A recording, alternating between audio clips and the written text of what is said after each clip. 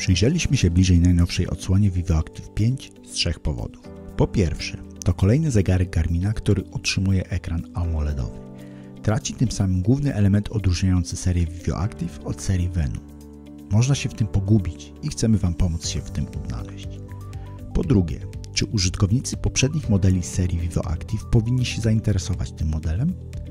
A po trzecie, co nas osobiście mocno ciekawi, czy sportowe pomiary w zegarku ze średniej półki cenowej są przyzwoite i dorównują flagowcom Garmina? Na te pytania odpowiemy w tym filmie. Witajcie na kanale Sportowe Testy. Jeśli chcecie zobaczyć inne testy zegarków, koniecznie zasubskrybujcie nasz kanał, wtedy nic Wam nie umknie. Zacznijmy od tego, dla kogo jest to zegarek.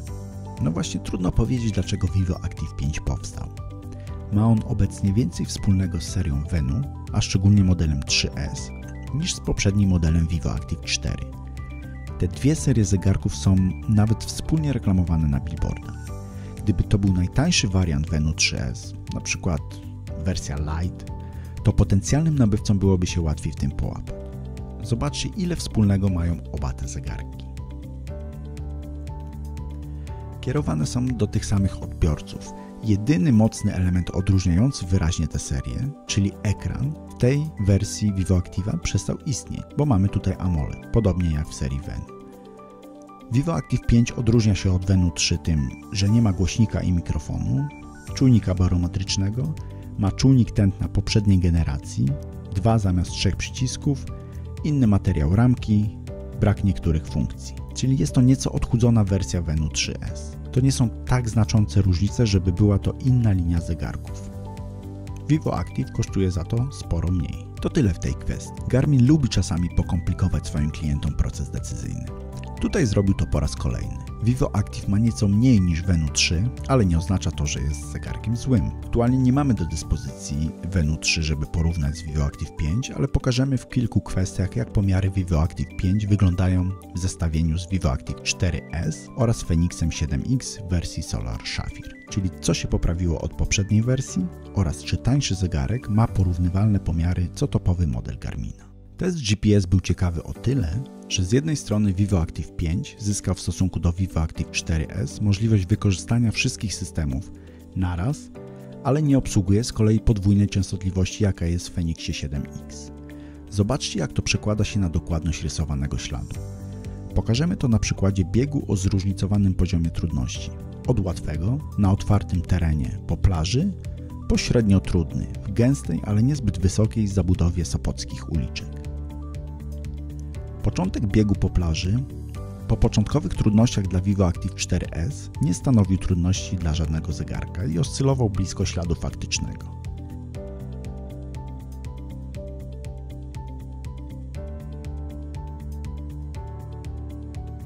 Ślad na sopockim molo też był bardzo dobry.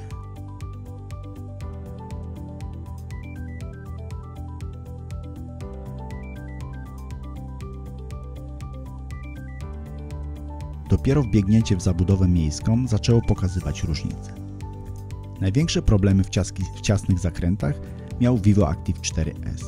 Tu ślad odbiegał od rzeczywistego o dobre 10 metrów.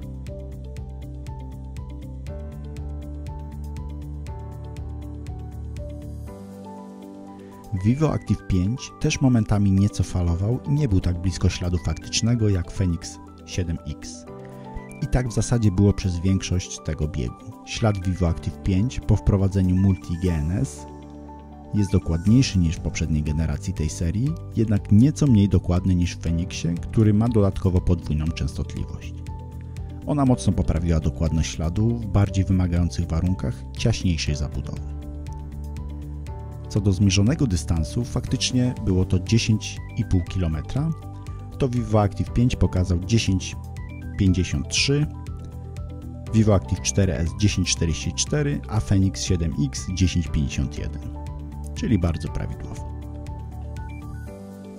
Pora na test tętna. Standardowo sprawdziliśmy zegarek podczas biegów spokojnych oraz interwałowych. Dodatkowo model ten był testowany przez 2 testerów o innych charakterystykach pulsu oraz innych tętnach maksymalnych. Na początku zobaczymy, jak zegarek sprawdzał się podczas spokojnych sesji biegowych. Wykres całkiem nieźle odwzorowuje tętno z pasa napiersiowego. choć w różnych momentach biegu widać, że momentami odnotowuje skoki lub spadki, które nie miały miejsca w rzeczywistości. Średnie tętno w tym biegu wyszło 155,8. Tyle samo pokazał VivoActive 5. Porównując zapis tętna z VivoActive 4S, to tych skoków i spadków było nieco więcej, ale średnia różniła się tylko o pół uderzenia.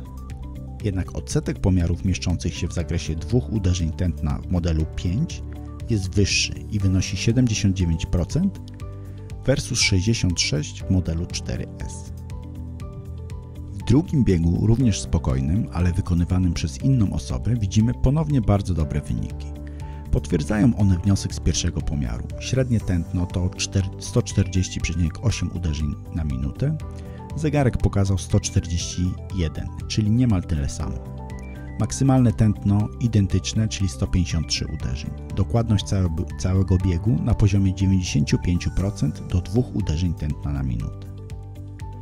Przejdźmy teraz do interwałów. Jak widać na wykresie, wynik jest bardzo dobry, ale niestety przesunięty w czasie. Górne i dolne pułapy są niemal idealne, ale zegarek reagował z lekkim opóźnieniem. Średnie tętno jest o 1 uderzenie wyższe od pomiaru na pasku HRM3. Dokładność na poziomie tylko 44% do 2 uderzeń tętna na minutę. Gdyby nie to przesunięcie, byłoby dużo lepiej. Ale dla porównania zobaczcie, jak słabo poszło Fenixowi 7X w tym biegu. W tym konkretnym interwale lepiej wypadł VivoActive 5.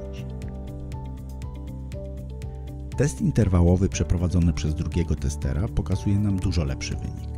Tutaj nie obserwujemy przesunięcia widocznego w poprzednim biegu. VivoActive 5 wypadł w tym teście znakomicie. Tutaj uzyskał wynik 89% dokładności do 2 uderzeń na minutę. Biorąc pod uwagę wszystkie testy, obliczyliśmy dla VivoActive 5 wskaźnik dokładności pomiaru na poziomie 8,4 w skali 10-stopniowej. Jest to bardzo przyzwoity wynik. Nie spodziewaliśmy się aż takiej dokładności. VivoActive 5 jest zegarkiem małym i dodatkowo z ekranem AMOLED, więc nie spodziewaliśmy się, że bateria będzie mocarna. Przez kilka dni testowaliśmy ją w następujących ustawieniach.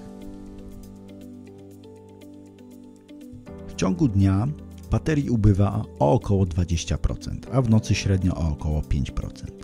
Dodatkowo godzinna aktywność na GPS z pomiarem tętna to ubytek około 5%. Nie spodziewaliśmy się lepszych wyników. VivoActive 5 trzeba ładować co 2-3 dni.